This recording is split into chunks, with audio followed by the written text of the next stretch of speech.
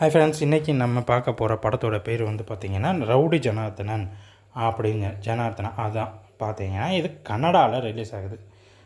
தென் இது ஒரு கன்னடம், தெலுங்கு, மலையாளம், ஹிந்தி, தமிழ், இங்கிலீஷு இப்படி எல்லா லாங்குவேஜும் ரிலீஸ் ஆகுது. இதோட ஹீரோ வந்து பார்த்திங்கன்னா யாருன்னா நானி. இது வரைக்கும் அவர் பார்த்து நம்ம நிறையா படத்தில் நிறைய வித்தியாசமான ஒரு ரோல்ஸ்லாம் பார்த்துருப்போம். பட் இதில் வந்து மற்ற ஹீரோஸ் மாதிரி இவரும் ஒரு ரத்தமாக அப்படியே கத்தி எடுத்து குத்தி ரத்தம் வலிய அப்படியே சதையுமாக இருக்கிற மாதிரியான கதையில் தான் இதை காமிச்சிருக்காங்க. ஒரு பெரிய அரக்கர்கள் கூட்டம் இருக்குது. அதில் ஒருத்தனை அடித்து போட்டுறாங்க.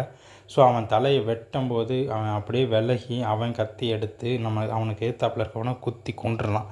ஸோ இவன் தான் நம்ம உடம்புக்குள்ளே இருக்கிற அரக்கன். ஸோ ஒவ்வொரு மனுஷனுக்குள்ளேயும் ஒரு அரக்கன் இருக்கான். அவனை தட்டி எழுப்புற வரைக்கும் அந்த மனுஷனாக இருப்பான். அந்த அரக்கனை தட்டி எழுப்பிட்டா அவன் பெரிய அரக்கனாகவும் பேய் பிசாசாகவும் மாறிடுவான்ற மாதிரி தான் இந்த கதையோட மையக்கருத்தை கொண்டு வராங்க.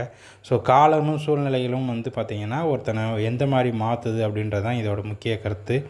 இதில் ஏற்கனவே நம்ம இதில் நிறையா படங்களில் நம்ம நானியை வித்தியாசமான வித்தியாசமான கேரக்டர்ஸில் பார்த்துருப்போம். பட் இந்த படத்தில் வந்து முழுக்க ஒரு ரவுடியாகவும் நிறைய கெட்ட வார்த்தையெல்லாம் பேசுகிற மாதிரியான ஒரு ரவுடியாக இதில் காமிச்சிருக்காங்க.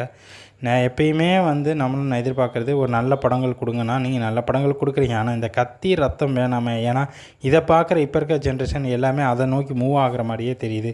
ஸோ இதுவுமே வர்ற படங்களில் ஸோ அந்த மாதிரி கத்தி ரத்தம் அப்படின்னு சொல்லி வராமல் ஒரு நல்ல சீன்ஸு நல்லா இது வரைக்கும் கொடுத்துக்கிட்டு வந்த மாதிரியான படங்களை கொடுங்கன்னு சொல்லி நம்ம எதிர்பார்க்குறோம். ஸோ ஓகே, இந்த படத்தை ரிலீஸ் ஆகும்போது இதை பற்றின டீட்டெயில்ஸ் எல்லாம் அப்டேட் பண்ணுவோம். நம்ம சேனலை சப்ஸ்கிரைப் பண்ணிக்கோங்க. நன்றி, வணக்கம்.